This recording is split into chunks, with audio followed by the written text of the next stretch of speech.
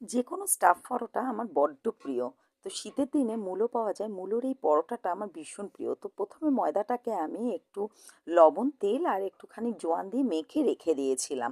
তারপরে মূলোগুলিকে কুচি করে নিয়ে একটু লবণ দিয়ে ভালো করে জলটাকে চিপে একটা সাইডে বাটির মধ্যে রেখে দিয়েছি। এবার মূলোটাকে আমি এই কুচনো মূলোটাকে তেলের মধ্যে 5 ফোড়ন, হিং আর একটু জিরে দিয়ে তার সাথে কাঁচা লঙ্কা কুচি দিয়ে, সাথে চাট মশলা, একটু লঙ্কার গুঁড়ো, গরম মশলা আর ভাজা জিরের গুঁড়ো, লবণ, চিনি এবং সাথে 2 চামচ ছাতু দিয়ে, লেবুর রস এবং ধনেপাতা দিয়ে ভালো করে নেড়েচেড়ে একটা মণ্ড তৈরি করে সাইডে রেখে দেবো। এবার পুর ভরার পালা।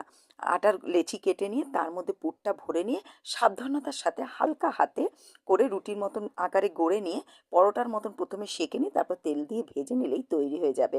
আমি দই দিয়ে সার্ভ করেছিলাম, মানে রায়তা করে। আপনি যে কোনো সস দিয়েও খেতে পারেন। ভালো থাকবেন, সুস্থ থাকবেন।